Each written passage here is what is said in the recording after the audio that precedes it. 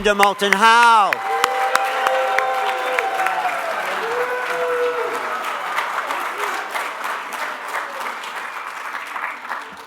Thank you, thank you, thank you.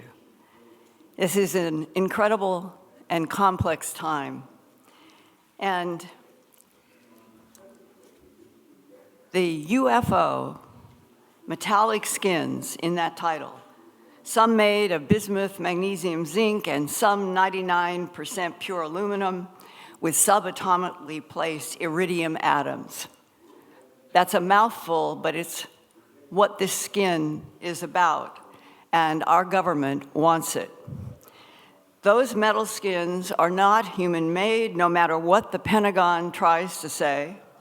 And today I want to share with you what a retired Area 51 S4 physicist told me about his firsthand knowledge of layered metal skins on UFOs that he has personally touched and investigated.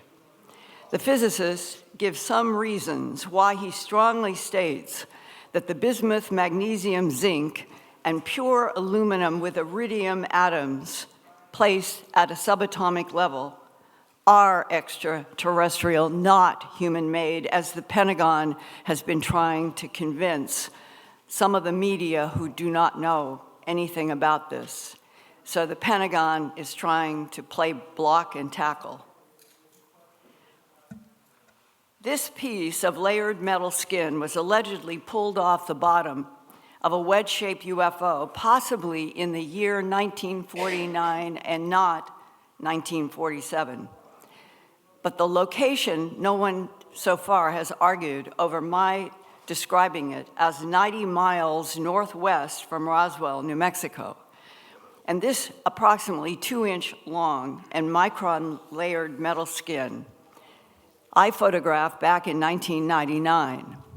It was one of 6 pieces sent to Art Bell and me that we reported about on Dreamland and Coast to Coast AM radio, beginning in April to June of 1996, and it's hard to believe that was 28 years ago. I was the investigative reporter for both Coast and Dreamland, so Art asked me to investigate. In the only brief phone call I ever had with a military source who sent the metal skins, he called me in 1996 en route to a U.S. Army assignment in the Middle East. The grandson told me that his grandfather was fascinated by the orange light that glowed for 3 hours from a wedge-shaped craft similar to this UFO model. And then suddenly the orange glow from the bottom of this craft just stopped. That's when the grandfather leaned over to touch the bottom of the UFO and broke off 6 silver-colored metal pieces that he kept secret to himself until he sent them to Art Bell and me. And this is one of those original 6 pieces of alleged extraterrestrial metal that the grandfather pulled off that was made out of these microscopic layers of bismuth, magnesium, and a little zinc, which you're going to hear lots more in this coming several months, because finally, some of the engineers working on this for applied technology are beginning to discuss the importance of bismuth, magnesium, and zinc as a skin. And in 1996, I worked with a Michigan University biophysicist who volunteered to help me photograph and analyze the various metal pieces in his laboratory's scanning electron microscope, as long as he could keep his name secret. And I called him 2 months ago and said, "So much is breaking. Can you now go on the record?" And he said, "Linda, I'll go on the record for you, but I'm never going on the record for the public." So I tried. What? I don't know. This image is at 50 power magnification. The alternating layers of the very thin white lines measure 1 to 4 microns of pure bismuth, and it's black but it comes up in this particular technology looking white. The different shades of gray layers are magnesium-zinc alloys that are 100 to 200 microns thick. And for comparison, a human hair is about 100 microns wide, so that's about the size of the magnesium-zinc layers. A red blood cell is about 8 microns in diameter. So the white, thin, pure bismuth layers are twice the width of a red blood cell. And like an exotic layered cake, there's 1 to 4 micron layer of pure black bismuth, and then 100 to 200 microns of magnesium zinc, then another layer of pure bismuth, another layer of magnesium zinc, and so on, for 26 layers in this particular piece. Each layered metal was about 2 to 3 inches wide and was formed with a curvature that tapered, which you can see on the right side of this image that I photographed in 1999.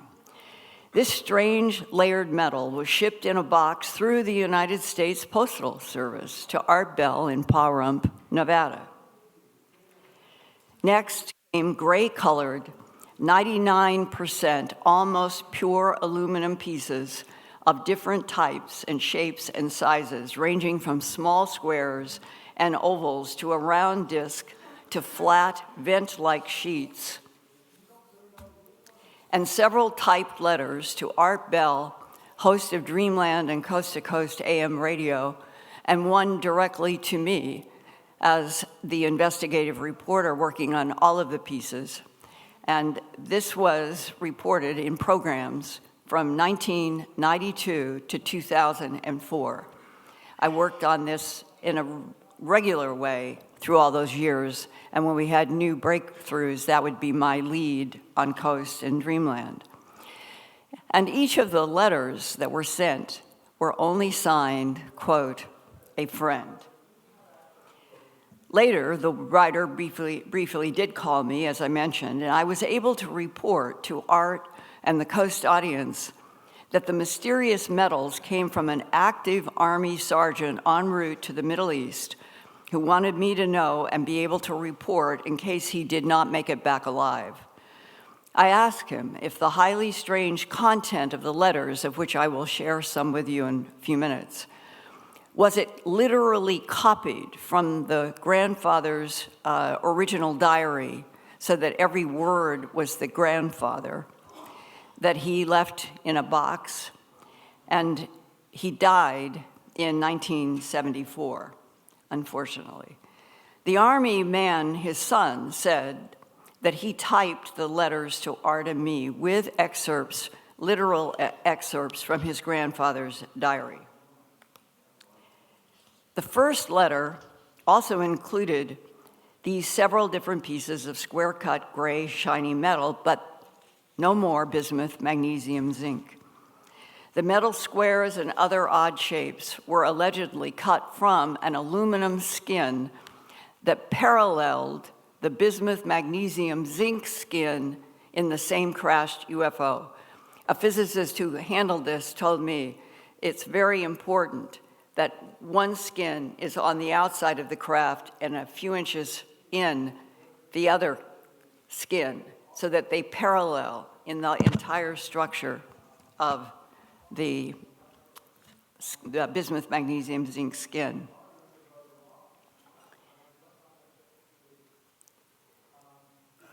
In addition to the metal pieces, the Army sergeant mailed his grandfather's diary pages about pulling the layered metal pieces off of the bottom of a wedge-shaped craft, close quote, in New Mexico in the late 1940s without giving a specific date or specific site. Here is the first letter postmarked South Carolina and signed a friend, dated April 10th, 1996, and included several square-cut gray metal pieces. Quote, "Dear Mr. Bell, I followed your broadcast over the last year or so and have been considering whether or not to share with you and your listeners some information related to the Roswell UFO crash. My grandfather was a member of the retrieval team sent to the crash site just after the incident was reported. He died in 1974, but not before he had sat down with some of us and talked about the incident. I am currently serving in the military and hold a security clearance and do not wish to go public and risk losing my career and commission. Nonetheless, I would like to briefly tell you what my own grandfather told me about Roswell. In fact, I enclose for your safekeeping samples that were in the possession of my grandfather until he died, and which I have had since his own estate was settled. As I understand it, they came from the UFO debris and were among a large batch subsequently sent to Wright-Patterson Air Force Base in Ohio from New Mexico.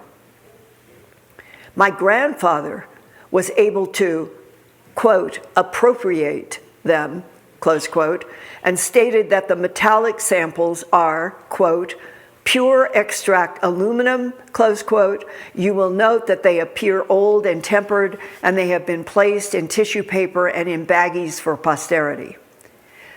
Further quote, I have had them since 1974, and after considerable thought and reflection, give them to you. Feel free to share them with any of your friends in the UFO research community. As my granddad stated, the team arrived at the crash site just after the Army Air Force, U.S. Air Force, reported the ground zero location. They found 2 dead occupants hurled free of the disk, and a lone surviving occupant was found within the disk, and it was apparent its left leg was broken. There was a minimal radiation contamination, and it was quickly dispersed with a water solvent wash, and soon the occupant was dispatched for medical assistance and isolation. The bodies were sent to the Wright-Patterson Air Force Base for dispersal. The debris was also loaded onto 3 trucks, which finished the onload just before the sunset. Granddad was part of the team that went with the surviving occupant who communicated via telepathic means. The disk was a probe ship dispatched from a launch ship that was stationed at the dimensional gateway to the Terran Earth solar system. The occupants were part of a race of explorers from the solar system 32 light years from Terra Earth.